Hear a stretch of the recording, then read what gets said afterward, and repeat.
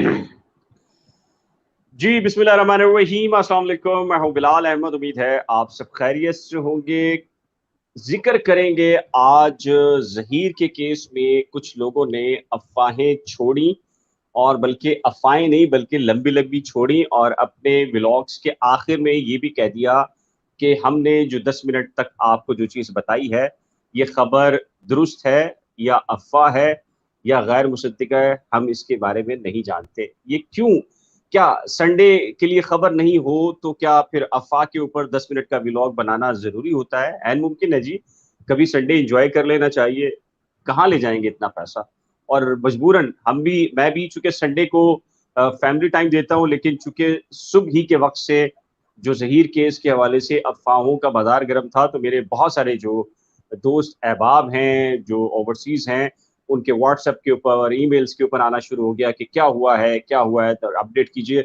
तो हमारा जो फैमिली टाइम है, वो सारे के सारा निकल गया, और फिर व्लॉग्स और उसकी वज़ाहतें और उसकी तफ़सीलात, फिर आपको पता है कि जो अंदर की खबर होती है, उसको जानने के लिए बड़ी कॉल्स करनी पड़ती हैं, सोर्सेज़ से मिलना पड़ता है, किसी के पास जाना पड़ता है, क्योंकि जो फ़ोन कॉल है, उसको रिलायबल सोर्स नहीं समझा जाता। तो ये भी मसला है। इसके साथ ही बहुत ही अहम मामला है, हम उस पर भी बात करेंगे, और वो मामला है जी, जो कराची के हालात हैं। कराची के हालात ऐसे हैं कि कराची शायद पाकिस्तान का हिस्सा तो है, शायद पाकिस्तान का जो मिनी पाकिस्तान तो है, लेकिन अमली तौर के ऊपर अगर कराची की बात करें तो कराची यतीम शहर मालूम होता है, जहाँ से लोग इलेक्ट भी होते हैं, सिलेक्ट भी हो रहे हैं, हुक्मरानी भी कर रहे हैं, हुक्मरान जमातों से ताल्लुक भी रखते हैं, अपोज़िशन से भी ताल्लुक रखते हैं, लेकिन कराची है कि जिसकी अमली तौर पर कोई तर्जुमानी इस वक़्त मौजूद नहीं है। इसी सिलसिले में बात करेंगे। सबसे पहले तारुफ करवा देता हूँ, अरमान साबिर भाई हैं, सीनियर सहाफ़ी हैं, वक़ास औरंगज़ेब खान मौजूद हैं, और इसके साथ ही अब्दुल हसीब खान भी मौजूद हैं। वक़ास औरंगज़ेब और अब्दुल हसीब खान बुनियादी तौर पर शहर के, मैं ये समझता हूँ कि बिल्कुल एक अलग हिस्से में रहते हैं, और वहाँ से ये हाई कोर्ट और सिटी कोर्ट और दीगर जो कोर्ट्स हैं, उनका ट्रायल करने के लिए, उनकी ट्रायल की प्रोसीडिंग के लिए सुनने के लिए आते हैं। तो ये सबसे ज़्यादा मुतासरीन में कहलाते हैं जब कराची शहर के अंदर ये दाखिल होते हैं। गुलशन हदीद डेफिनेटली वो एक सुपर हाईवे से बिल्कुल अलग है। तो सबसे गुलशन पहले मेहमान बुला दो। गुलशन मेहमान।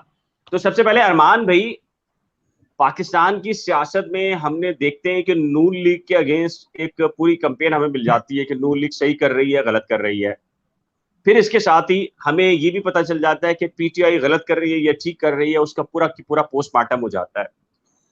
लेकिन पीपल्स पार्टी की बात आए तो मरकजी सतह पर आसिफ अली जरदारी और उनकी पॉलिटिक्स तो डिस्कस होती है, उस पर तनकीद तो होती है, लेकिन ये जो खला के अंदर सिंध हुकूमत कहीं खड़ी है, ये क्या वजह है कि ना मीडिया इस पे बात करता है, ना इस पे सहाफ़ी बात करते हैं, ना हम बात करते हैं, ना इसमें मीडिया पर डिबेट होती है कि कराची बिल्कुल आपने उधेड़ के रख दिया है।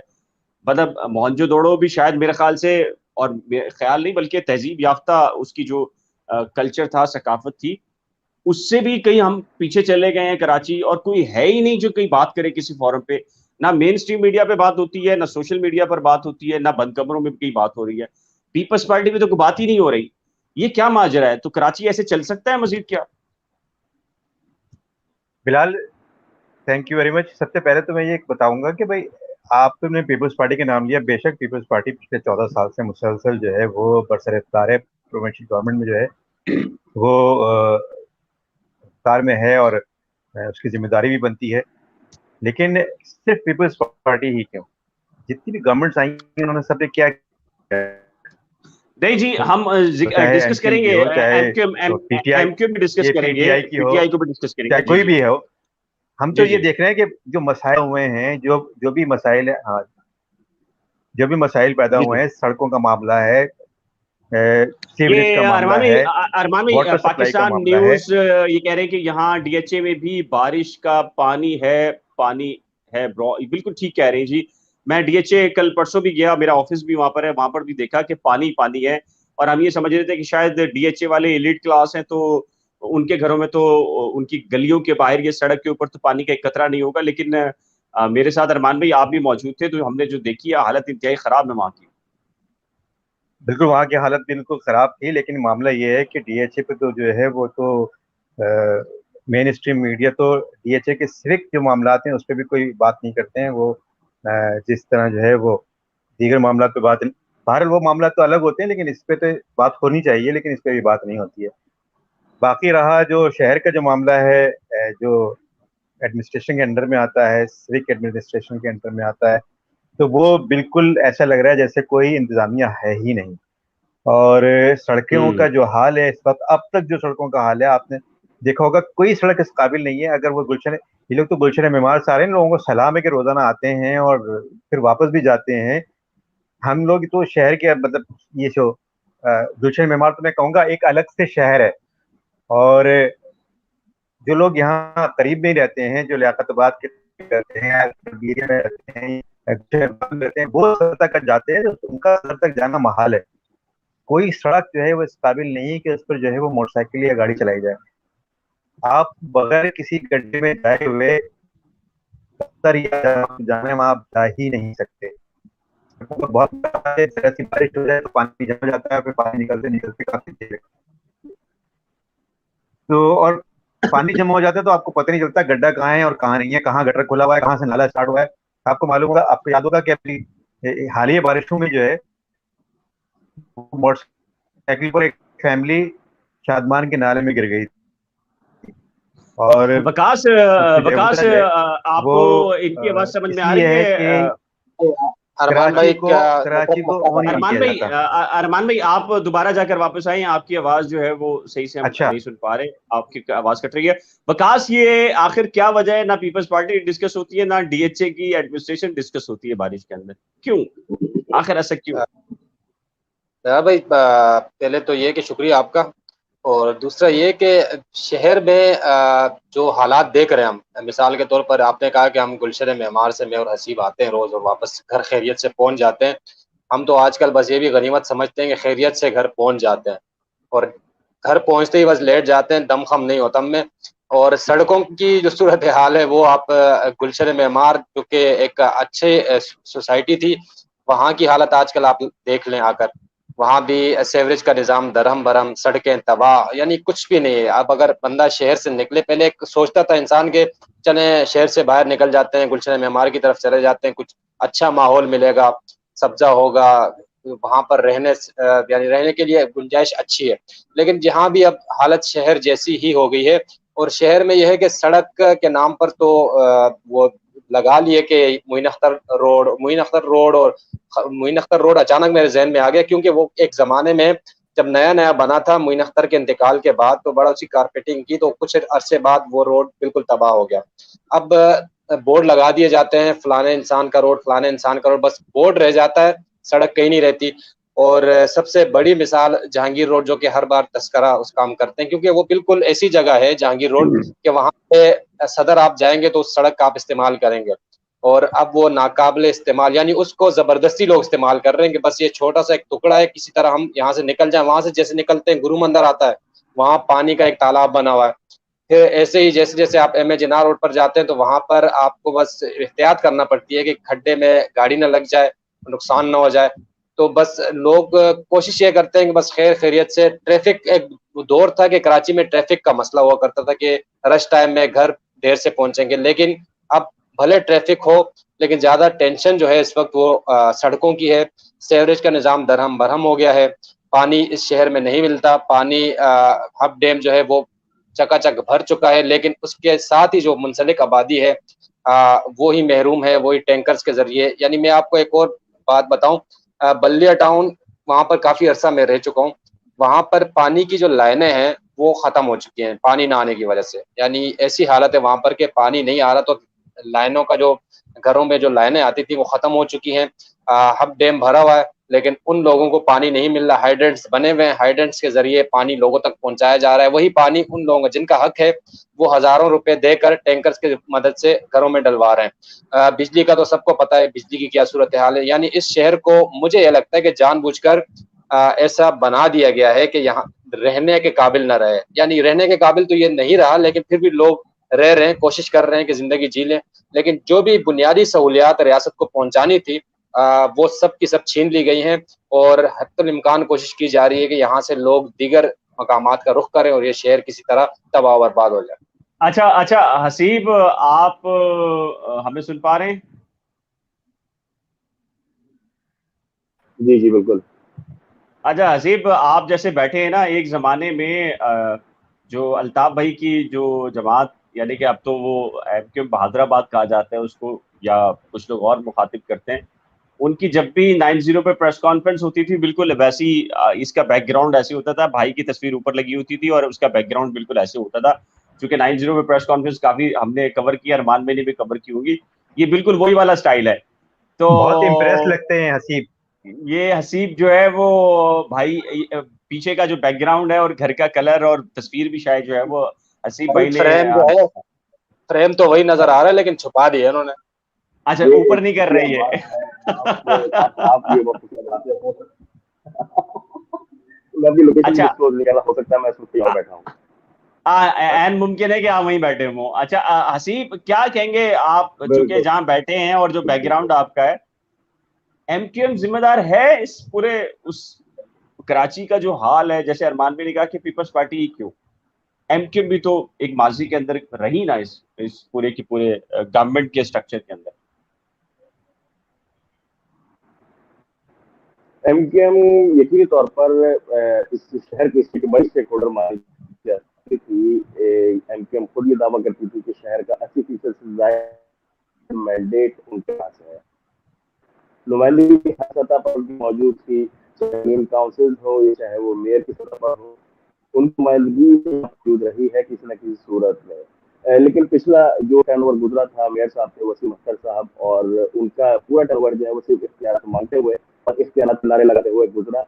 ग्राउंड रियलिटी जो थी वो ये थी कि जो उनके दौर में, मेयरशिप के दौर में, जो केएमसी के इदारे के पास इख्तियारात थे वो महदूद कर दिए गए। एमक्यूएम का ये मुख्य दावा रहा। लेकिन अब सूरत हाल डिफरेंट है। एमक्यूएम पीपल्स पार्टी की इत्तेहादी भी है, लेकिन इस पूरे सिनेरियो के अंदर जो इख्तियारात वाला मामला, जो रोने के इख्तियारात का था, वो कहीं डिस्कस होता हुआ हमें दिखाई नहीं दे रहा। जहां तक मैं समझता हूं कि कराची शहर के अंदर इंतजामी मसाइल अपनी जगह पर हैं, लेकिन मेरी नज़र में इस शहर का सबसे बड़ा मसला इस शहर की ओनरशिप को ना लेना है। इस शहर को में रहते तमाम ही कौमियतों के लोग हैं, पूरे पाकिस्तान से लोग यहाँ पर आते हैं, नौकरी करते हैं, रिहाइश रखते हैं, कमाते हैं, लेकिन इसके बावजूद भी इस शहर को कोई ओन नहीं करता। पीपल्स पार्टी का मसला ये है कि उनके पास इस शहर से नुमाइंदगी नहीं है, इसलिए उनकी जो ख्वाहिशात हैं या तरक्याती मनसूबे हैं उसमें कराची कहीं बहुत पीछे चले जाता है। लेकिन जो कराची से वोट लेने वाली जमातें हैं, चाहे वो एमपीएम हो, चाहे वो पाकिस्तान तहरीक इंसाफ हो, अभी पिछले जो 14 के इलेक्शन हुए थे, 14 एमएनए जो है वो पाकिस्तान तहरीक इंसाफ के यहाँ से जीते थे। लोगों ने वोट दिया, जमात का इजहार किया, लेकिन उसके नतीजे में कराची के लिए जो 1100 अरब का पैकेज अनाउंस हुआ था वो कराची को जो है वो नहीं मिला। जो ऐलानात किए गए थे वो नहीं पूरे किए गए। तो इस शहर का मसला जो है ना, मैं ये समझता हूँ कि ओनरशिप का ना होना है। हम रहते जरूर हैं यहाँ पर, लेकिन इस शहर को वो नहीं करते।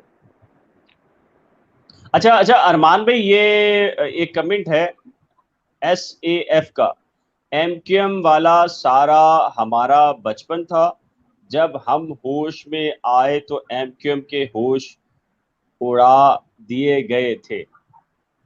तो ये देखें, मसला सिर्फ एमक्यूएम का तो नहीं है ना। अब वो फिर वही वाली बात है, जैसे आप कह रहे थे कि डीएचए की बात ही नहीं होती, डीएचए में जो पानी यार खड़ा होता देखिए, है। ये अच्छे की बात बाद में करेंगे बिलाल। एमक्यूएम जो हाँ है वो एमक्यूएम इस बात की रिस्पॉन्सिबल है कि एमक्यूएम वो पहली जमात है जो है जिसने बरसर सिटी गवर्नमेंट में आने के बाद, जो पहले जो है ना वो बरसाती नाले अलग थे और सीवरेज लाइन सीवरेज लाइन अलग अलग होती थी। हाँ, सीवरेज लाइन ये को बस सही कह बरसाती रहे हैं आप। नालों में मिलाने वाली एमक्यूएम है, और वही ये आज बात जो ठीक है है। वजह है कि जिसकी वजह से कराची अब जो है वो जब बारिश आती है तो कराची डूब रहा है। तो ये इसको एक्सप्लेन आपने करें अरमान भाई, थोड़ा सा इसको मंसूबाबंदी लोगों करने को के बजाय समझाने के शहर का लिए। और बेड़ा गर्क करके रख दिया। अच्छा अरमान भाई, थोड़ा सा आप बताएं, लोगों को समझाएं थोड़ा सा इसको लोगों को तफसील के समझाने के लिए साथ। ये देखिए, हाँ, जी जी, हाँ जी जी, बताएं जरा, थोड़ा सा खुल के बताएं। जी जी। मामला ये है कि बरसात पहले बरसाती नाले अलग अलग थे, बिल्कुल अलग अलग होते थे। बरसाती नालों में जो है सीवरेज का पानी नहीं होता था। जो लोग, कई लोगों को याद होगा, नॉर्थ नाथुआबाद में भी और दीगर इलाकों में भी बरसाती पानी जो है जब नालों में आता था तो लोग उसमें नहा भी रहे होते थे, क्योंकि वो जी जी उसमें जो जी। है वो गंदगी नहीं होती थी, वो बरसात का पानी होता था। और बरसाती नाला जो है वो जाके पे ये नदियों में गिरते थे, जो कि लियारी नदी कहलाती थी। ये लियारी नदी कहलाती थी, इसी तरह से मलीर नदी कहलाती है।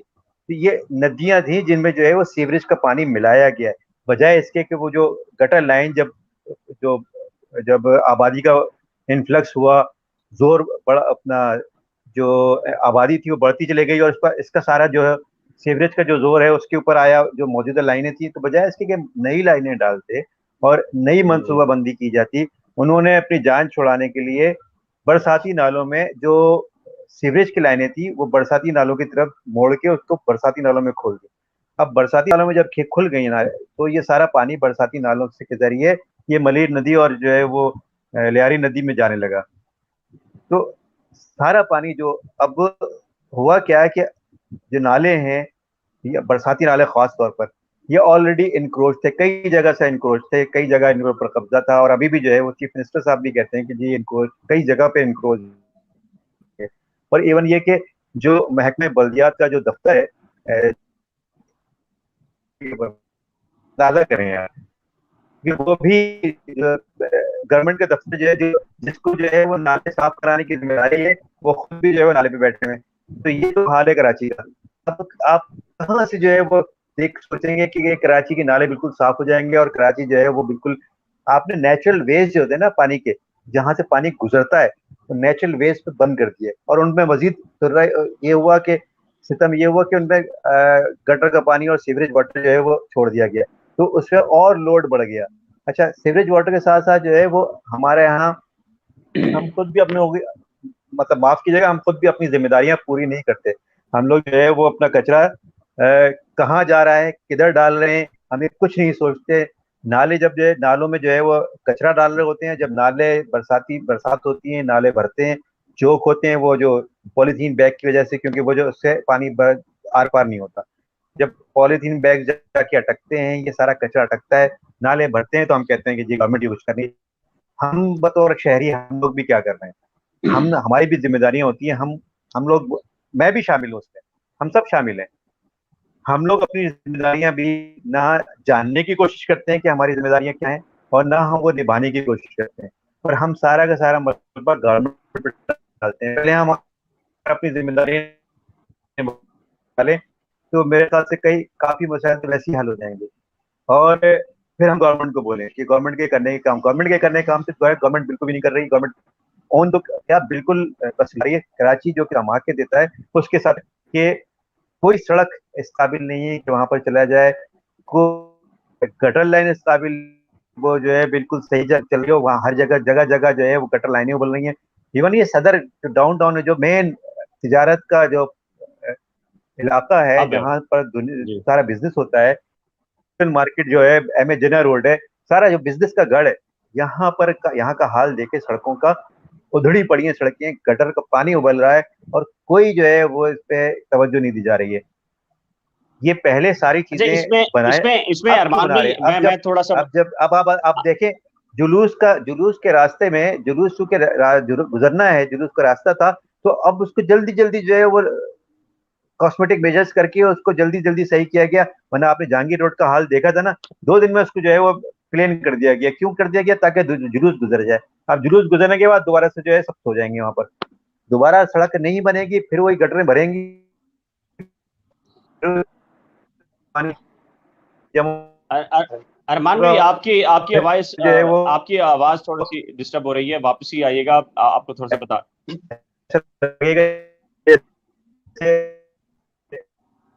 अरमान भाई, आप दोबारा वापस आए। अच्छा वकास, मसला ये है कि आज से 20 से 25 साल पहले एक मसला था कराची के अंदर। अ, वो ये था कि जिस तरह अरमान भी बता रहे हैं ना कि सीवरेज का प्रॉपरली एक निजाम अलग था। वकास, क्लियर आ रही है मेरी आवाज आपको? आपकी आवाज आ रही है अरमान भाई, मेरे ख्याल से उनका नेटवर्क मसला कर रहा है। मसला कर रहा है। अरमान भी से कहेंगे दोबारा वापस आ जाएं। मैं लोगों को यहाँ बता दूं कि आज से 25 से 30 साल पहले जब एमक्यूएम यानी कि मुशर्रफ के दौर में आई, तो उस वक्त तक ये सिचुएशन थी कि कराची शहर का जो बरसाती नालों का सिस्टम था वो बिल्कुल अलग था। बिल्कुल अरमान भाई बिल्कुल ठीक कह रहे हैं। हुआ ये कि एमक्यूएम ने उस दौर के अंदर मुख्तलिफ इलाकों के अंदर जो नाले थे, 6 फीट के 8 फीट के रोड के दोनों तरफ, जो सेवरेज के नहीं थे बुनियादी तौर के ऊपर, वो उन नालों का इस्तेमाल जब भी कराची में बारिश होती थी तो वो जो बारिश का रेला गुजरता था पानी का, तो वो उसके जरिए गुजरता था। वहां पर क्या हुआ कि वहां से 8-10 सालों के अंदर बड़े पैमाने के ऊपर इंक्रोचमेंट हुई।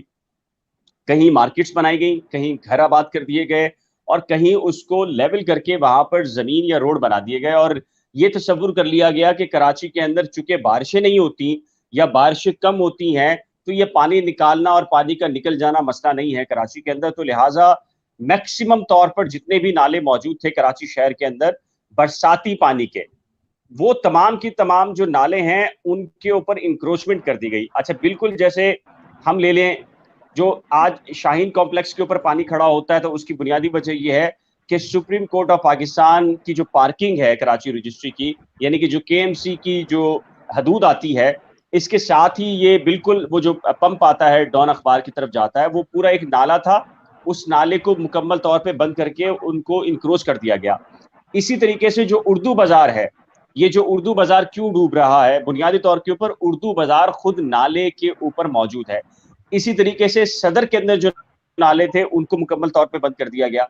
अब क्या हुआ है, अब गवर्नमेंट ये कह रही है कि सारी इंक्रोचमेंट हो गई है, और ये डीएचए के अंदर भी यही हुआ है। डीएचए के अंदर भी जो नाले थे उनको बिल्कुल उसके ऊपर सड़क बना दी गई हैं, सड़कें बनाई गई, और नाले जो है वो एक टेम्परेरी तौर के ऊपर ऐसे बनाए गए हैं जिसकी वजह से जो इंजीनियरिंग फॉल्ट है, और वो खुद तस्लीम कर रहे हैं कि डीएचए समंदर के बिल्कुल साथ लगता है, लेकिन उसके बावजूद उसकी जो बारिश का पानी है वो समंदर में नहीं जा पाता। उसकी बुनियादी वजह ये है कि जो नालों का इंफ्रास्ट्रक्चर था बरसाती पानी का, वो मुकम्मल तौर पर आपने उसको ब्लॉक कर दिया। अब मसला क्या है, कराची शहर में जैसे ही बारिश होती है तो अब बरसाती नाले मुकम्मल तौर पर बंद हैं।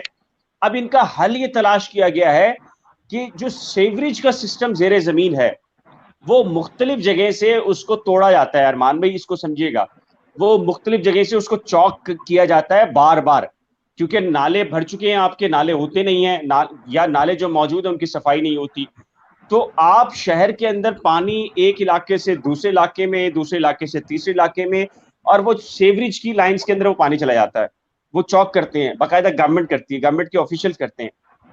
फिर क्या होता है, वो अगले दिन वो सारा के सारा पानी वो गटरों के जरिए दोबारा से निकलना शुरू हो जाता है। चूंकि वो ओवरफ्लो हो जाता है, वो जाहिर है कि गटर आपके कितनी मैक्सिमम उनकी कैपेसिटी होगी, वो एक हद तक इसको लेंगे। तो वो गली मोहल्ले के अंदर आप देखिए जो सेवरेज इस वक्त है, निजाम है, वो गटर हर दूसरे गली मोहल्ले के अंदर गटर उबल रहा है। उसकी वजह यह है कि ये जो बरसाती पानी है जब आप ये गटरों में उतारेंगे और सेवरेज लाइन से मिलाएंगे तो डेफिनेटली वो ओवरफ्लो होंगे, और उसके नतीजे के अंदर शहर मुकम्मल तौर पर पानी के अंदर डूब जाता है। तो ये बुनियादी रीजन है। लेकिन मसला एक और भी है कराची का, वो है बिजली की लोड शेडिंग के इलेक्ट्रिक। बकास इस पे कोई बात नहीं करता, क्यों? देखें बिलाल भाई, लोग तो चीख चीख के थक गए हैं, लेकिन लोगों की बात भी, आपकी बात सही है कि आगे तक नहीं पहुंचती या नहीं पहुंचाई जाती। अब मसला ये है कि जो इदारा मीडिया को या जिन के तवस्सुत से चीज़ें आगे आनी है उनको अगर उनकी गुड बुक में होगा तो चीज़ें आगे नहीं आएंगी। अब क्योंकि सोशल मीडिया है, यूट्यूब है, तो आवाज़ आगे आ रही है। लेकिन मैं ये बात ज़रूर करूँगा कि इस शहर में आप गली चौराहे, आप ट्रांसपोर्टेशन देख लें, जितने भी मामलात हैं, कराची एक बहुत बड़ा शहर है, आप हर पहलू की से इसको देख लें तो तमाम तर प्रोजेक्ट्स जो हैं जिनसे लोगों को सहूलत मिलना थी वो सब नाकाम है। कहीं भी आपको ये नज़र नहीं आ रहा कि चलें आज हम यानी प्रिपरेशन के दौर से गुजर रहे हैं तो कल हमारे पास अच्छी चीज़ सामने आ जाएगी, लेकिन कोई आपको गोल सेट किया हुआ नज़र नहीं आ रहा कि हम इस लाइन पे चल रहे हैं, हम आगे ये प्रोजेक्ट लाने वाले हैं आवाम के लिए। प्रोजेक्ट्स क्या होते हैं हमारे यहाँ?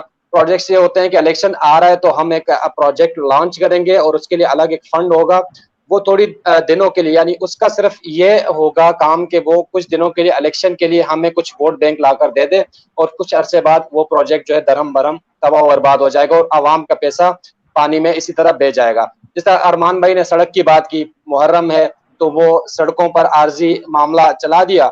अब वो इतना आर्जी होगा कि फिल वक्त हम ये काम कर लेते हैं और ऐसा कर लेते हैं कि बस हमारा ये मुहर्रम गुजर जाए, मुहर्रम के बाद जो है फिर आवाम उसी सड़कों पर जो है गिरती रहेगी, पड़ती रहेगी और किसी न किसी तरह दफातर में काम करने जाएगी। तीसरी बात यह है कि जैसे आपने बिजली का बहुत बड़ा मसला है, लेकिन साथ ही साथ एक बहुत बड़ा इशू है कराची शहर का, वो है पानी का। पानी नहीं मिल रहा लोगों को, और कहा यह जा रहा है कि पानी नहीं है। अगर पानी नहीं है तो टैंकर्स के जरिए कैसे पानी मिल रहा है? बहुत बड़ी आबादी आपके कराची की ऐसी है जो पानी से महरूम है और महीने में कम से कम 10,000 रुपए जो है पानी पर खर्च कर रही है। रियासत की जिम्मेदारी है, रियासत अगर मौजूद है, और एमकेएम की बात करें, पीपल्स पार्टी की बात करें या पीटीआई की बात करें, जितनी भी जमातें हैं जो इक्तदार में आई, इक्तदार में आने वाली जमातें, उन्होंने इन मामलात पर कभी काम नहीं किया। लास्ट टाइम आप खुद सोचें कि लास्ट टाइम काम कब हुआ कराची में, ऐसे मेगा प्रोजेक्ट्स कब बने? हमें बहुत पीछे जाना पड़ेगा जब मेगा प्रोजेक्ट्स बने, उसके बाद कुछ भी नहीं हुआ। और जो मेगा प्रोजेक्ट्स बने शहर में वो भी तबाह बर्बाद हो गए। हर जगह आप एजुकेशन का हाल उठाकर देख लें, आप जो भी यानी जहन में जितनी भी चीजें आ सकती हैं जो कि बुनियादी सहूलियात जो कि रियासत की तरफ से दी जाती हैं लोगों को, वो सहूलियात तबाह बर्बाद होगी। ऐसा लगता है कि हमें जीरो से शुरू करना पड़ेगा, और ऐसा लगता है कि पाकिस्तान आज आज़ाद हुआ है, हमने बुनियाद अब से रखनी है और अब से मामलात आगे चलाने। लेकिन बुनियाद भी तब रखी जाती है जब ग्राउंड तैयार हो। हमने तो ग्राउंड ही बर्बाद करके रख दिया। आप खुद अंदाजा लगाएं, गूगल मैप आप खोल के कहीं जाएं तो आप एक जगह पर जाकर आप रुक जाएंगे, आगे दीवार लगी हुई होगी या घर बना हुआ होगा, रास्ता ही बंद होगा। हाँ, यानी ये बिल्कुल सही कह रहे हैं आप। अरमान दिल्ली भाई कॉलोनी ने जो चले बात जाएं, की, महमूदाबाद में चले जाएं, बिल्कुल ये ऐसी ऐसी होता है। बल्कि बहुत सारे इलाकों में चले जाएं, गूगल भी परेशान हो जाता है। वो कहता है मैप गूगल का भी जो है वो शहर का ये हाल हुआ है तो ये कौन करेगा? अब सवाल तो हम खुद सोच रहे हैं कि ये आके कौन का। केएमसी के मेयर आते हैं जो मुंतखब होते हैं, वो गिला शिकवा करते हैं इख्तियारात नहीं है। आप दूसरी जानिब जो सूबे में इख्तिदार में जमात बैठी हुई है, वो कहती है हमने सब इख्तियारात दे दिए। कभी कहा जाता है फंड नहीं है।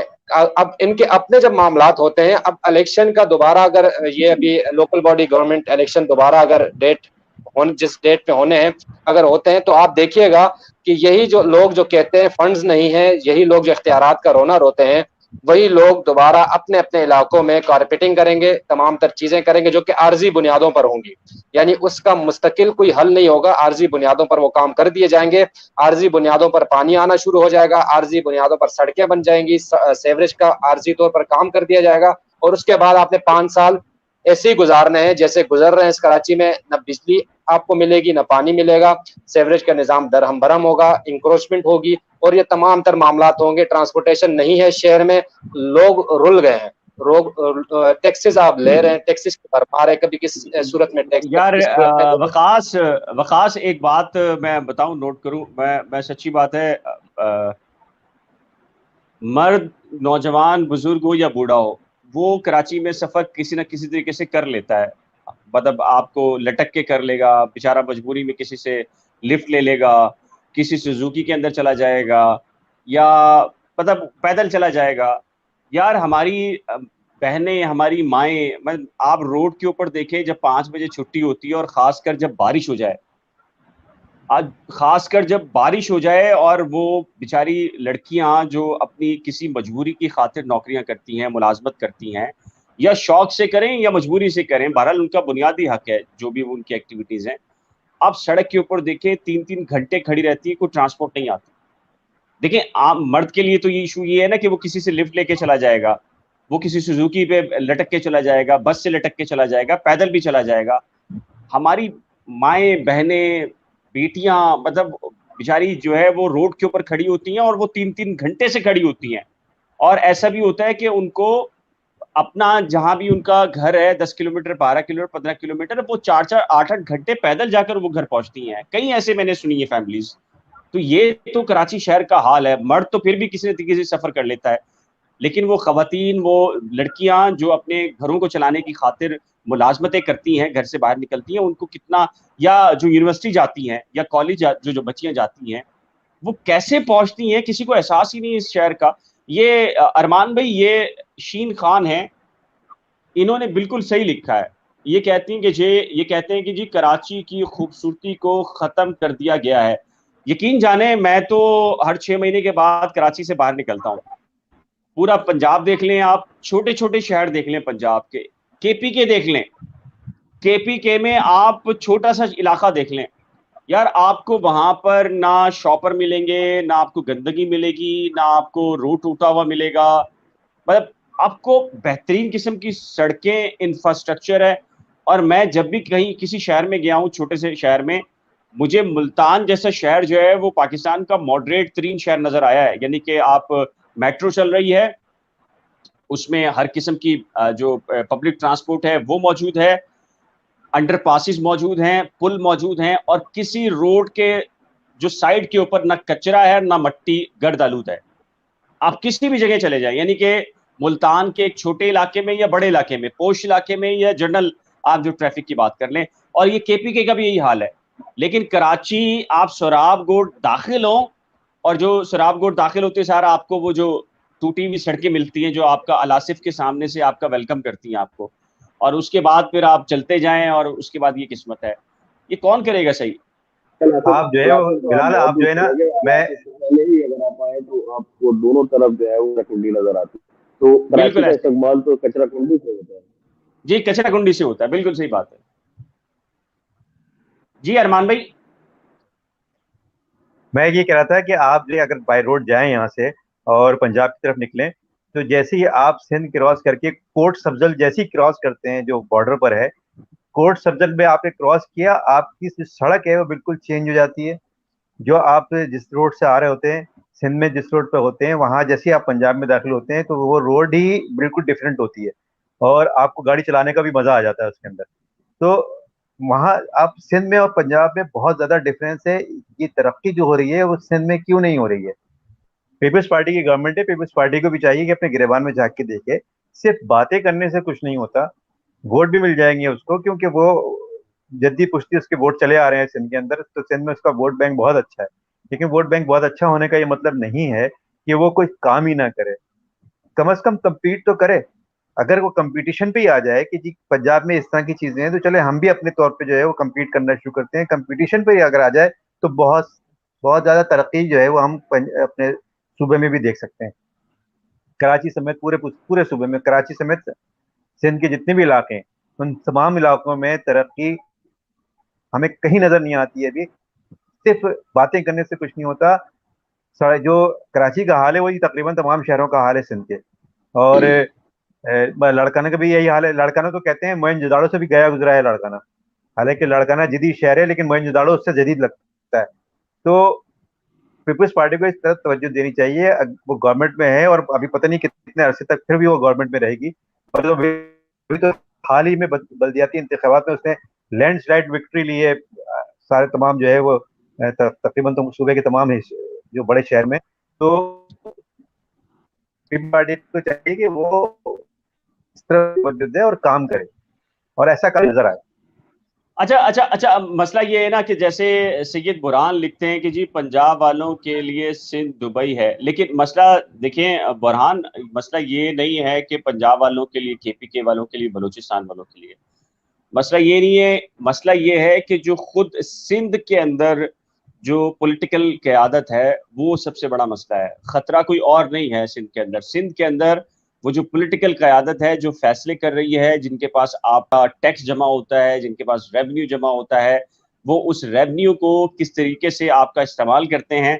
और आपको 100 रुपए के अंदर से आपको 5 रुपए का काम मिलता है, और 5 रुपए का भी जो काम करके देते हैं वो किस क्वालिटी का होता है आप अपनी सड़कें देख सकते हैं, आप अपने जो शहर के तरक्याती काम है वो देख सकते हैं। मैं पूरे पाकिस्तान के अंदर तकरीबन घूमा हूँ, कहीं ऐसा नहीं होता कि एक बारिश के बाद जो है वो सड़क बैठ जाए और मुकम्मल तौर पे उधेड़ के रख दी जाए वो सड़क पानी से। ऐसा बिल्कुल नहीं होता। यानी कि कई कई साल शहरों की, छोटे छोटे शहरों की सड़कें चलती हैं पानी जमा होने के बावजूद। बुनियादी मसला ये है कि सिंध के अंदर खासकर जो है वो करप्शन का लेवल ये है कि यहाँ पर जो यूनिवर्सिटी रोड है, जो आई चुन्नीगढ़ रोड है, जिसको ये कहकर बनाया गया था कि ये पानी का एक कतरा यहाँ जमा नहीं होगा, वो मुकम्मल तौर पर आपको पानी से डूबी हुई नजर आती हैं। अच्छा वकास, आपकी तरफ आएंगे, 40 मिनट हम कर चुके हैं गुफ्तगू।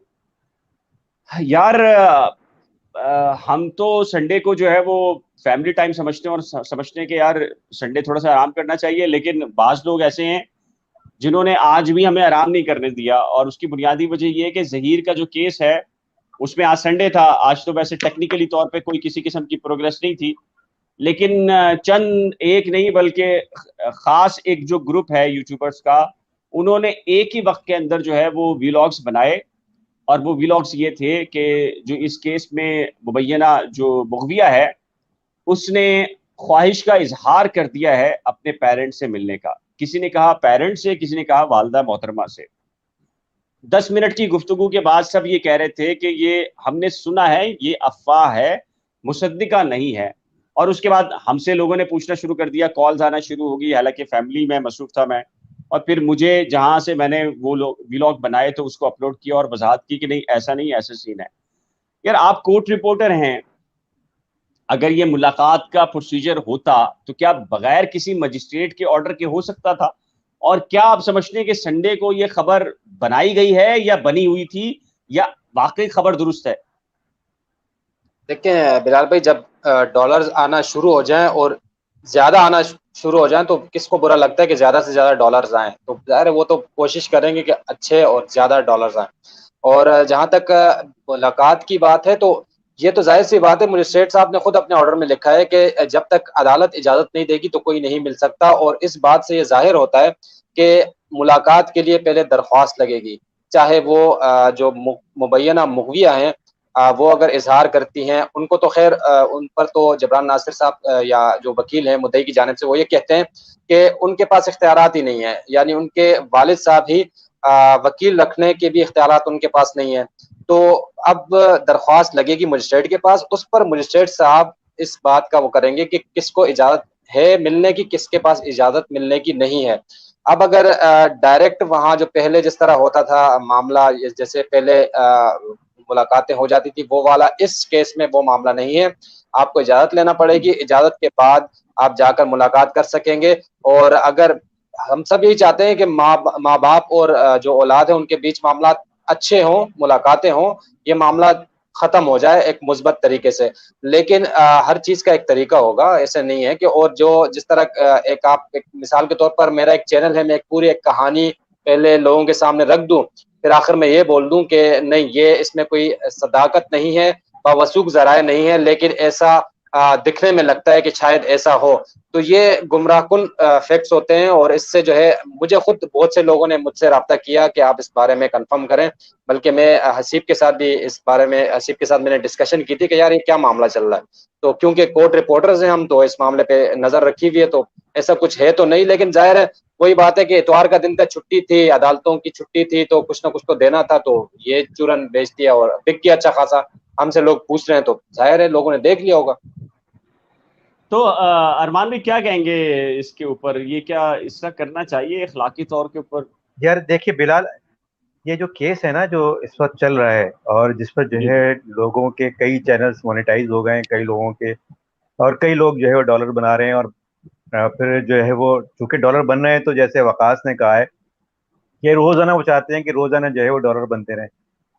डॉलर बनाने के लिए वो अब तमाम हदें पार कर रहे हैं या जो कुछ भी कर रहे हैं, ये उनका अपना मामला है। लेकिन ये केस जो है ना, जो केस है ये यूट्यूब पर जो इस वक्त जो लोग बयान कर रहे हैं इस केस के बारे में, जो कि जिस तरह से भी बयान कर रहे हैं, वो सच और झूठ का फैसला करेगा। कौन यूट्यूबर्स की, किन लोगों की क्रेडिबिलिटी है, कौन लोग जी जी इंटेग्रिटी के हामिल हैं और कौन लोग इंटेग्रिटी के हामिल नहीं हैं, या किन की क्रेडिबिलिटी नहीं है, या किन पर एतबार नहीं किया जा सकता, ये लाइन जो है वो खींचेगा ड्रॉ इस हो। मामले पर आकर। जी लाइन ड्रॉ होनी है इसमें, इस केस में। जब ये केस, अच्छा ये बहुत बहुत ज्यादा दिन नहीं चलेगा, बहुत जल्दी जो है वो, मतलब बहुत जल्दी का मतलब ये कुछ महीनों में ही फैसला हो जाएगा, क्योंकि ये खींच, दूसरी पार्टी जो है वो खींचेगी केस, अभी भी जो है वो खींच ही रहे हैं उसको, तो जितना भी खींच सकते हैं, कि जितने भी खींच सकते हैं, अभी कुछ महीनों में ही फैसला हो जाएगा। कि वकास और आप लोग ज्यादा रोशनी डाल सकते हैं इस पर, आप लोग कोर्ट रिपोर्टर हैं, लेकिन मुझे लगता है कि बहुत जल्दी इसका फैसला होगा। जब इसका फैसला होगा तो लाइन ड्रॉ होगी कि अब कौन सही है, किसकी क्रेडिबिलिटी और किसकी क्रेडिबिलिटी नहीं है। डॉलर जो है वो आप एक हद तक बना सकते हैं, जब आपकी क्रेडिबिलिटी नहीं रहेगी तो फिर डॉलर बनाना भी बहुत मुश्किल हो जाएंगे। तो डॉलर पर नज़र नहीं होनी चाहिए, नज़र हमेशा अपनी क्रेडिबिलिटी पे होनी चाहिए कि मेरी क्रेडिबिलिटी कहीं हार्म तो नहीं हो रही, मेरे कुछ कहने से या मेरी खबर देने से मेरी खबर ऑथेंटिक है कि नहीं है, जो मैं खबर दे रहा हूँ, जो मैं इन्फॉर्मेशन पहुंचा रहा हूँ वो सही है कि नहीं है, कहीं वो चैलेंज तो नहीं हो जाएगी कहीं, या कहीं झूठी तो नहीं। रिपोर्टर के लिए, मतलब रिपोर्टर को नजर ना मिलाने के लिए इतना काफी होता है कि उसकी एक खबर जो है वो पिट जाए, या जो है वो उसकी कोई क्लैरिफिकेशन आ जाए, या उसकी जो है तरदीद आ जाए। ये रिपोर्टर के लिए जो है वो अ, अच्छा नहीं, और वो जो है वो ये समझे और ये अगले समझता है कि ये जो तरदीद आई है ये गलत है, और उसने जो खबर दी है वो सही है और वो स्टैंड करता है, तो एक बिल्कुल अलग बात है ये। मैं उस तरदीद की बात नहीं कर रहा हूँ जो रूटीन में आ रही होती है, लेकिन एक खबर जो कि रिपोर्टर को भी पता होता है कि हाँ ये खबर गलत हो गई, तो वो फिर जो है वो बहुत अरसे तक फिर अपने दोस्तों से भी नजर मिलाने के काबिल रहता है, वो खुद एम्बेरसमेंट हो रही होती है। तो ये क्रेडिबिलिटी का मसला है। अब यूट्यूबर्स जो है वो किस हद तक इसको क्रेडिबिलिटी को जो है वो अहम समझते हैं, नहीं समझते हैं, ये वाला केस मेरे ख्याल से लाइन ड्रॉ करेगा। अच्छा अरमान भाई, एक और भी चीज हुई है, वो ये हुई है कि कल जैसे आपने बताया था कि अनफॉर्चुनेटली एक एक्टिविस्ट हैं ह्यूमन राइट्स के, सो कॉल्ड, उन्होंने, ह्यूमन राइट्स के हैं लेकिन वो कहते हैं कि एक्यूज के भी ह्यूमन राइट्स होते हैं, लेकिन उन्होंने इसके बरखिलाफ उनकी सिक्योरिटी के हवाले से जो है वो निशानदेही की, जो कि खदशात थे कानून नाफिज करने वाले इदारों को। और उन्होंने इस बात की निशानदेही की कि मुलजमान को कहाँ रखा गया है, और उसकी वजह से जो है वो मुलजमान की जानों को खतरात लाक हुए, और आज रात को ही मेरे पास इत्तला आ गई थी कि उनको किसी दूसरी महफूज मकाम पर मुंतकिल कर दिया गया है। वखास ये बताएं, कुछ लोग ये कह रहे हैं कि यूट्यूब के ऊपर बैठकर के जहीर और शबीर को हथकड़ियां लगाकर पेश क्यों नहीं किया जा रहा, क्या कहेंगे आप? बिलाल भाई, जो लोग ये कह रहे हैं तो वो उनको ये समझना चाहिए कि जो बेल पर होते हैं उनको हथकड़ियां नहीं लगाई जाती। हथकड़ियां तब लगती हैं जब अदालती तहवील में हो या पुलिस कस्टडी में हो। जहीर और शबीर की जहां तक बात है तो वो अभी तक उनको जमानत में है, और उनकी जमानत जिस स्टेज पे है वो है कंफर्मेशन ऑफ बेल पर। अभी उनकी जमानत चल रही है, या तो कंफर्म हो जाएगी नेक्स्ट डेट पे या रिजेक्ट भी हो सकती है। लेकिन जब तक रिजेक्ट नहीं होती तो तब तक वो आज़ाद हैं, वो किसी कस्टडी में नहीं है, वो बेल पर हैं। हाँ, अगर सिक्योरिटी उनके साथ होगी तो मेरे ख्याल से ज़हीर की जानिब से सिक्योरिटी की दरख्वास्त दी गई थी, जिसकी वजह से उनको सिक्योरिटी फराहम की गई होगी, और उसके अलावा उनको हथकड़ी तब तक नहीं लगेगी जब अदालत गिरफ्तारी के अहकामात जारी न करें। अच्छा वखास, एक और चीज भी क्लियर करें, 13 को अगर चलान आ जाता है, 364 और 375 जो कि दोनों अब नहीं बन रही, 375 तो अब तक वैसे ही अब तक डेवलप नहीं हुई, चूंकि मेडिकल के हवाले से डिक्लाइन हो गई है, रिजेक्ट कर दिया है नॉन जो एप्लीकेशन फाइल की गई थी उनके मुखालिफ वकील की जानिब से। अब ये अगर दोनों सेक्शन निकाल दी जाती हैं और बाकी जो Sindh child restraint marriage act है 2013 वो रहती है, या दीगर जो 363 है वो रहती है, 368 रहती है, वो बेलेबल हैं। अगर बेलेबल हैं तो क्या इसके इम्कानात हैं कि दोनों की जमानत जो है वो एडीजे उसको कंफर्म कर देगा? देखें, अब तक जो इंतजार किया जा रहा है, जो जमानत के हवाले से जब दलाइल दिए जाते हैं तो अभी गुज़िश्ता 2 समातों से यही इंतजार किया जा रहा है कि चालान आ जाए, और चालान का इंतजार ही इसी वजह से किया जा रहा है कि चालान आने के बाद बेल या कंफर्म हो जाएगी या रिजेक्ट हो जाएगी। तो इस खातिर ख्वाह दलाइल नहीं दिए जा रहे जमानत के हवाले से, और मुसलसल 2 तारीखों से पेशियों से तारीखें दी जा रही हैं कि चालान का वेट करते हैं। अगर ये जो प्रोग्रेस रिपोर्ट आई है, इसी को ज़हन में रखकर हम अगर सोचें, अगर इसी नौइयत का चालान जमा कराया जाता है तो मेरे ख्याल से बहुत रिलीफ मिल जाएगा इस मामले में। जो चाइल्ड रिस्ट्रेंट एक्ट है वो सिंध का है, और एक कानूनी माहिर से मेरी आज बात हो रही थी तो उनका ये कहना था कि इनका निकाह हुआ है पंजाब में। तो बहुत से मामलात ऐसे हैं कि जो इस केस पे लागू नहीं होते, क्योंकि ये पंजाब में ये केस चलना है, वहाँ का केस है, निकाह वहाँ हुआ है। जिस तरह यहाँ की यानी चाइल्ड रिस्ट्रेंट एक्ट ये जो सिंध का है, ऐसे ही 1965 का एक पूरे पाकिस्तान का है, बाकी पाकिस्तान में वो चलता है। और सिंध का अलग है। तो उसमें भी यही कहा जा रहा है कि अगर पंजाब की बात की जाए तो पंजाब के कानून के मुताबिक अब ये केस चलेगा। सिंध में ये मामलात नहीं देखे जा सकते और न ही इस केस पर ये मामलात लागू होते हैं। तो मेरे ख्याल से अब बाकी आप लोग भी जानते होंगे, आपका तजुर्बा ज़्यादा है, लेकिन मेरे ख्याल से अगर चालान उस प्रोग्रेस रिपोर्ट की बुनियाद पर ही आता है, वही चीज़ें अगर सामने लेकर आते हैं पुलिस हुकाम, तो ज़हीर और शब्बीर को बहुत ज़्यादा बेनिफिट मिलता है। और एक और चीज़ बहुत अहम है, वो ये है कि जो मुबैना मुग़विया हैं, उनका बयान जो है ना, वो बहुत अहमियत रखता है। इन सारी चीज़ों में सबसे अहम उनका बयान है। अब बयान बार-बार वही आ रहा है, तो ये भी एक मामला है, इसको भी देखा जा रहा है कि एक बयान किस तरह तब्दील हो जाए, और बयान अगर तब्दील होता है, चेंजेज़ आती हैं, तो वो भी केस पर फ़र्क डाल सकता है। उसके अलावा कोई और ऑप्शन है नहीं, कोई और चीज़ है नहीं कि जो इस केस में या चालान में कोई असर डाल सके, कोई फ़र्क डाल सके या ज़हीर के लिए मुश्किलात पैदा कर सके। अच्छा, इसमें बहुत सारे लोग ये कह रहे हैं कि निम्रा काज़मी के की जो अपडेट्स हैं वो प्लीज़ बता दें। मैं अपने पैनलिस्ट को थोड़ा-सा बता देता हूँ, जो र्यूमर्स हैं, जो कन्फर्मेशन पार्टीज़ की तरफ से दोनों से नहीं है, वो ये है कि बताया ये गया है कि निम्रा काज़मी अपने वालिदैन के पास आ गई है, नाराज़ होकर, या कुछ ऐसी कोई चीज़ हुई है। किसी ने कहा कि वो घर से तंग आकर भागी है और अपने वालिदैन के पास कराची पहुँच गई है। चूँकि निम्रा और शाहरुख दोनों हमारे राब्ते में एक हद वक़्त तक थे, चूँकि उनसे राब्ता नहीं है, बुनियादी तौर पर किसी ने अभी कमेंट सेक्शन में आ रहा है कि कुछ लोगों ने उसकी वीडियोज़ भी बनाई है। देखें, ये बात दोपहर से हमें पता थी और दोपहर से हमने अपनी जो सोर्सेज़ हैं, उनसे कन्फर्म करने की कोशिश की है। लेकिन चूँकि चूँकि एक पार्टी का भी मौक़िफ़ आया है वालिदैन की तरफ का, या उस तरफ का कुछ सोर्सेज़ हैं जो उन्होंने कहा है ये बात, लेकिन चूँकि ये मुसद्दिक़ा नहीं है, इसकी तस्दीक दोनों तरफ से नहीं हुई, तो डेफ़िनेटली हमारी ज़िम्मेदारी बनती है कि जब तक मैंने एक बात आप लोगों से कही थी, जो लोग भी सुन रहे हैं, देख रहे हैं, कि हमारी खबर ताख़ीर का शिकार तो हो सकती है, खबर ना दें ये तो मुमकिन है, लेकिन खबर में जल्दी करके आपको वो खबर दें जो गुमराहकुन प्रोपेगेंडे की बुनियाद पर हो, ऐसा हमारे प्लेटफ़ॉर्म के ऊपर आज तक हुआ है, ना इंशाल्लाह से आज तक होगा। अरमान भाई, बात निम्रा काज़मी की जब कोई डेवलपमेंट कन्फर्म हो जाएगी, बाकायदा तौर पर कोई स्टेटमेंट आ जाएगा तो हम बयान करेंगे। ये सैयद बुरहान हैं, इन्होंने ये कहा है कि जी सीडीआर पर बात करना करें भाई।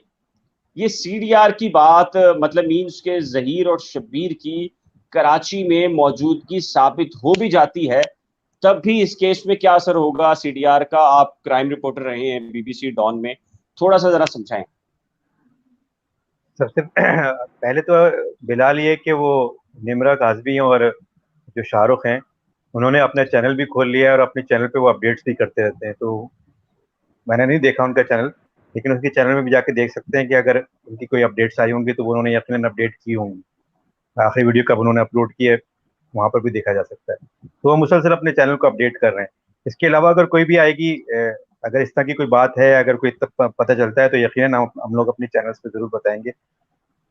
जहाँ तक आपने सीडीआर का पूछा है, तो सीडीआर में जो है वो अगर लोकेशन यहाँ पर आई भी है, तो भी ये साबित करने में कि जी अगवा भी अगवा में वो लोग मुलविस हैं या उन्होंने ही अगवा किया है, ये अगला मरहला होगा फिर। और अगवा किया है या नहीं किया है, ये अगवा है भी कि नहीं है, वरगलाना देखें, जो लड़की है वो तो अपने घर से खुद निकल के गई है, तो ये अगवा किया नहीं किया गया है और किसने किया है, कौन इसमें मुलविस है। अव्वल तो लड़की का बयान है कि वो अगवा नहीं हुआ। आखिरी आखिरी बयान जो उनका 164 का है, जिसको तमाम पार्टियां जो हैं, वो तमाम फरीक जो हैं वो एक्सेप्ट कर रहे हैं, वो तो यही है कि उसको अगवा नहीं किया गया है। अगर उसका बयान मान लेते हैं तो फिर तो ये सीडीआर वगैरह की कोई अहमियत नहीं रहती, क्योंकि जब अगवा ही नहीं हुई है तो फिर वो यहाँ पर हो ना हो उससे कोई फर्क नहीं पड़ता। तो अभी देखिए केस का क्या टर्न ले रहा है और किस तरफ जा रहा है। सीडीआर मुझे नहीं लगता कि इस केस में जो है वो कोई बहुत ज्यादा किरदार अदा करेगी। अच्छा, इसमें वकास ये एक XYX हैं, रेगुलर हमें देखते हैं और कमेंट भी करते हैं। ये कहते हैं बिलाल भाई एक सहाफ़ी प्लस यूट्यूबर ने अभी ताज़ा ब्लॉग अपलोड किया है कि निम्रा काज़मी का शौहर उस पर तशद्दुद करता है, जिसकी वजह से वो अब वापस अपनी अम्मी के साथ वापस कराची जा रही है और बस में बैठ चुकी है घर जाने के लिए।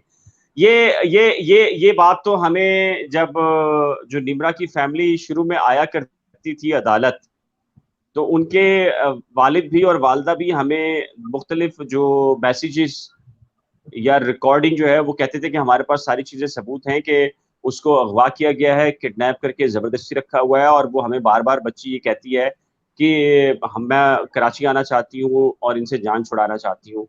लेकिन जब निम्रा पेश हुई थी तो उसका अलग मौक़िफ़ था। फिर जब वो आज़ाद हुई और जाने लगी तो शाहरुख के साथ किस तरीके से खुले बाल और हाथों पे हाथ डाल के सिटी कोर्ट के मनाज़िर मेरा ख़्याल है सबने देखे हैं। तो और शाहरुख से आप भी मिले, हसीब भी मिला है। तो ये क्या कहेंगे इस हवाले से? एक्स वाई एक्स ने जो लिखा है। ये बिलाल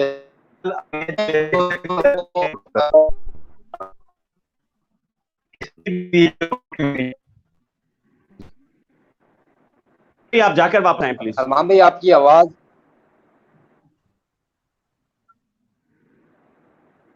अच्छा बिलाल भाई, मामला ये है कि अज़दवाजी ज़िंदगी में मुंसलिक हो गए दोनों।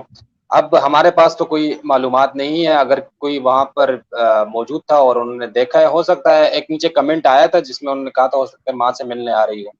तो बहुत सारी बातें हैं, लेकिन निकाह से जुड़ गए हैं, शादी उनकी हो गई है, अब उनकी अपनी ज़िंदगी है और एक यूट्यूब, अरमान भाई ने जैसे कहा कि उनका अपना यूट्यूब चैनल भी है, वहाँ से भी अपडेट मिल जाएगी। दूसरा ये है कि शाहरुख की जहाँ तक बात की जाए तो शाहरुख को हसीब ने भी देखा, आपने भी देखा, मैंने भी देखा, हथकड़ियों में बंधा हुआ देखा, और जिन कैदियों के साथ वो आता था वो कोई डकैत था, कोई क्या था, उनके साथ एक ही जो चेन होती थी हथकड़ियों की, उसमें वो अदालतों में पेश किया जाता, सारा दिन हंसमुख सा, यानी कम गो बंदा है वो। मुझे नहीं लगता कि, यानी मैं अपनी एक राय दे रहा हूँ, मुझे नहीं लगता कि वो ऐसा करता होगा, लेकिन फिर भी इंसान है, क्या पता, हमारे पास तो इस वक्त हकायक है नहीं। लेकिन बिल्कुल, जहाँ तक बिल्कुल। जहाँ तक हम जानते हैं तो शाहरुख ने यानी उस चीज की सजा काटी, जेल भी गया, हथकड़ियों में भी आया, कि वो एक ताल्लुक रखना चाहता था, उसने निकाह किया था और उसको निभाना चाहता था। उसी के लिए वो अदालतों में इस तरह पेश होता गया, और जो भी उसके पास गया, हम भी गए, हसीब भी मिला उससे, मैं भी गया, फारूक भाई होते थे, आपकी मुलाकातें हुई हैं, तो वो बड़े तरीके से बातचीत भी कर लेता था। और जिस दिन उनका यानी कंप्रोमाइज का मामला अदालत आया तो उस दिन भी हम मौजूद थे वहाँ, तो दोनों मियाँ बीवी बहुत खुश नजर आ रहे थे। तो आगे अज़दवाजी ज़िंदगी में ये चीज़ें चलती रहती हैं, लड़ाइयाँ भी होती हैं, कभी खुशी होती है, बहुत से मामलात होते हैं। तो मेरे ख़्याल से उनको तो उनके हाल पर अगर फ़िलहाल छोड़ दिया जाए तो अच्छी बात होगी, और दुआओं में याद रखा जाए। इसमें मज़ीद वो करना, यानी पीछे पड़ जाना, वो अब मुनासिब नहीं रहेगा। हाँ, बिल्कुल ठीक कहा वकास ने कि देखिए, जब हमने शाहरुख को, मैं खुद भी मिला हूँ, जब वो हाई कोर्ट में पेश हुआ, एक हंसमुख सा लड़का है, जिसे आप शर्मीला सा लड़का कह लीजिए, बिल्कुल बिल्कुल शर्मीला सा लड़का है। और उन दोनों की जो अंडरस्टैंडिंग, जो भी चीज़ें थी, उनकी वीडियोस आपने यूट्यूब पे उस वक्त देखी है जब वो कराची से रिहा होकर जा रहे थे, तो कितना वो अपने मामलात में मगन थे और सारी चीज़ें थी, उनकी प्यार मोहब्बत था। देखिए, लेकिन मामला यही है कि जब आप पसंद की शादी कर तो लेते हैं, लेकिन जब प्रैक्टिकल लाइफ शुरू होती है तो बहुत सारे चैलेंजेस आपके सामने आते हैं। अब ज़ाहिर है कि ये अफ़वाह भी आएगी कि शौहर ने मारा है, ऐन मुमकिन है कि जो हाँ भाई, ज़ाहिर है कि हसीब सास और हसीब कुछ कह रहा है, हसीब कुछ कहना जी, चाह रहा हसीब कुछ कह रहे हैं, जी, हसीब कुछ कह रहे हैं आप? जी बिलाल भाई, मैं इसमें कुछ मेरे हिसाब से जो भी खबरें आपने बताई निम्रा काज़मी से मुताल्लिक, जो इतलात ज़ेर गर्दिश है, लेकिन उनको ये बेनिफिट है कि उनके पास एक अपना घर है जहां वो किसी भी क्रिटिकल सिचुएशन में वापस जा सकती हैं। क्या ज़हीर हुँ। की अहलिया के पास ये ऑप्शन मौजूद होगा? आपकी आवाज़ मैं नहीं समझ पाया आपका क्वेश्चन। मैं सवाल आपसे ये कर रहा हूँ कि निम्रा काज़मी के पास फिर भी एक ऑप्शन मौजूद है कि वो किसी तरह के अगर बुरे हालात का सामना करने की कोई क्रिटिकल सिचुएशन है तो उनके पास कम ऑप्शन मौजूद है, एक घर उनके पास मौजूद है। क्या ज़हीर की अहलिया के पास ये ऑप्शन है? यार देखें, मैं जब लाहौर गया था और लाहौर जाकर मैं ज़हीर और वहाँ पर उनकी जो फैमिली और जो मुबैना मुगबिया है, जब मैंने वो सारा स्ट्रक्चर देखा था और लोगों से जो मेरी गुफ्तगू हुई थी, मुलाकात हुई थी, तो मैं इस बात पर कायल था कि इंसान की जो ज़िंदगी है ना, जब प्रैक्टिकल लाइफ शुरू होती है ना, तो फिर इंसान को पता चलता है प्रैक्टिकल लाइफ से। यानी कि प्रैक्टिकल लाइफ के अंदर आपका ताल्लुक आप मियाँ-बीवी का नहीं होता, बल्कि पूरे 2 खानदानों का होता है। तो अब मेरा भी ये ख़्याल था कि अगर वालदैन उसको यानी कि ज़हीर की मिसेज़ को एक्सेप्ट कर लेते हैं दोनों तरफ के, तो 6 महीने के बाद अगर फाइनेंशियल इश्यूज़ के ऊपर अगर दोनों की तलकलामी होती है, अलहदगी होती है, तो बच्ची के पास अपने वालदैन के पास जाने का जो रास्ता है, वो मौजूद होगा। और ये बिल्कुल अगर देखिए हम निब्रा काज़मी केस में हमारे पास ऑथेंटिसिटी बिल्कुल नहीं है, मैं दावा बिल्कुल नहीं करता, जिस चीज़ की कन्फर्मेशन ना हो। इत्तला मेरे पास भी है और दोपहर से मौजूद है और मैंने अपने सोर्सेज़ से कन्फर्म करने की कोशिश की है। निम्रा की जो पेरेंट्स की तरफ से जो चीज़ें आई हैं, वो मैं ये समझता हूँ कि उसके अंदर माज़ी के अंदर भी अभाम था, तो इसलिए मैं उसको ऑथेंटिसिटी नहीं देता तब तक के मुझे दूसरी तरफ के जो लोग हैं, उनसे कोई कन्फर्मेशन ना हो जाए। शाहरुख से राब्ता ज़रूर हुआ है, लेकिन उसने कहा है कि वो कुछ देर के बाद जो है, वो बहुत सारी चीज़ें बताएगा। अब वो शाहरुख क्या कहता है, तो मैं वो सारी की सारी चीज़ें उसी वक़्त बताऊँगा, जब वो शाहरुख बराह रास्त मुझे कोई चीज़ कहेगा, तो मेरे पास 2 तरफ का वर्ज़न होगा और मैं दोनों तरफ का वर्ज़न आपको बताऊँगा। लेकिन मैं कतई तौर पे ये नहीं करूँगा कि एक तरफ का वर्ज़न मेरे पास आ जाए और मैं फ़ौरी तौर के ऊपर कोई वीडियो बना के अपलोड कर दूँ। मुझे नहीं मालूम कौन-कौन से यूट्यूबर्स हैं, जिन्होंने ये सारी चीज़ें की हैं। बुनियादी मसला यही है जो हसीब हम कह रहे हैं। बच्ची के पास पसंद की शादी के बाद ये ऑप्शन रहना चाहिए कि वो अगर उसकी ज़िंदगी बेहतर अंदाज़ से प्रैक्टिकल लाइफ़ नहीं शुरू होती और उसको अंदाज़ा होता है, एहसास होता है कि गलती हो गई है, तो उसके पास अपने वालिदैन के पास जाने का ऑप्शन रहना चाहिए। लेकिन आप बिल्कुल ठीक कह रहे हैं, ये जो ज़हीर की फ़ैमिली का मामला है और ज़हीर की जो ज़ौजा हैं, उनके पास ये ऑप्शन नहीं है और हम बार-बार तो यही कह रहे हैं कि वालिदैन उसका ये ऑप्शन उससे ना छीनें। वालिदैन ना छीनें उसके पास ऑप्शन। क्यों? कि अगर अब भी बैठ के वो गुफ्तगू कर लेते हैं और बात कर लेते हैं, तो मेरा ख़्याल है कि उसके पास ये ऑप्शन मौजूद रहेगा। तो एक ज़ैनब हैं, ये कहती हैं कि जी, एक नया पिंडोरा बॉक्स खुल गया है शाहरुख और निम्रा का। मेरा मेरा सब ऑडियंस से एक ये कहना है कि एक चीज़ का एहतियात कीजिए। मियाँ-बीवी का जो रिलेशन है ना, मियाँ-बीवी का रिलेशन है, इसको जोड़ने की कोशिश कीजिए। अगर कोई भी इसमें अफ़वाह, अबहम आ रहा है, तो उस पे कान मत धरिए, जब तक कि दोनों तरफ का कोई मौक़िफ़ सामने नहीं आ जाता। और एक और चीज़, आप अपनी तरफ से कोशिश करें, आप अपनी तरफ से दुआ करें कि ज 2 मियाँ-बीवी हैं, वो हमेशा एक साथ रहें, खुश रहें, आबाद रहें और हमारी किसी वजह से, हमारे किसी व्लॉग की वजह से या हमारे किसी कमेंट्स की वजह से या हमारी किसी एक्टिविटी की वजह से अगर एक घर यानी कि मियाँ-बीवी जुदा होते हैं, तो आप ये जान लीजिए कि शैतान का सबसे महबूब तरीन काम ये है कि वो उस शैतान से यानी कि अपने चेले शैतान से खुश होता है, जो एक मियाँ-बीवी के दरमियान जुदाई करते हैं, जुदाई पैदा करते हैं, अलहदगी अख्तियार करवाते हैं। तो हम कौन-सी फ़हरिस्त में आना चाहते हैं, अपने रब की जानिब से जो मियाँ-बीवी के रिश्ते की जो तकद्दुस है, उसको महफूज़ बनाने में हमारा किरदार रहता है या मियाँ-बीवी का रिश्ता है, उसको तोड़ने में हमारा किरदार रहता है, ये हमें खुद फ़ैसला करना होगा। 1 घंटा तकरीबन हो चुका है, मैं अपने तमाम तर पैनलिस्ट का इंतहाई मशकूर हूँ, लेकिन उससे पहले मैं चाहूँगा कि हमारे पैनलिस्ट जो है वो अपने अपने यूट्यूब चैनल का तारुफ़ खुद करवा दें। आप हक़, सच और एतमाद के साथ देर सही लेकिन दुरुस्त अगर खबर मिलेगी तो इंशाल्लाह से हमारा ये जो प्लेटफ़ॉर्म है और अलहदा-अलहदा जो हमारे यूट्यूब चैनल्स हैं, इनके ऊपर आपको मिलेगी। तो वक़ास सबसे पहले आप बता दें कि आपका कौन-सा चैनल है, फिर हसीब और फिर अरमान भी थोड़ा-सा बता दीजिएगा। जी, मेरा यूट्यूब चैनल वकास खान के नाम से चलता है। ज़रूर उस पे जाइएगा और सब्सक्राइब कीजिएगा। हसीब खान आपका चैनल कौन-सा है? थोड़ा-सा बता दें, लोग सब्सक्राइब कर दें। जी इकबाल भाई, मेरे जो यूट्यूब चैनल है उसका नाम है it's been a while. It's been और अ व्हाइल। इट्स बीन ठीक है। अ व्हाइल, तो अच्छा, अंग्रेजी का अरमान भाई लफ्ज है, आप तो बता दीजिए। बहरहाल जी। का नाम है अरमान साबिर व्लॉग्स। सब्सक्राइब अरमान कीजिएगा और इसको साबिर व्लॉग और और वीडियोस को जो है लाइक कीजिएगा। मेरा तो आपको पता है, जिसपे आप देख रहे हैं करंट अफेयर विद बिलाल। तो कमेंट सेक्शन में अपनी कीमती राय का इज़हार जरूर कीजिएगा। एक नए ब्लॉग और ताज़ा तरीन अपडेट्स के साथ जल्द मिलेंगे, तब तक के लिए अल्लाह हाफिज़। अल्लाह हाफ़िज़। हाफिज़।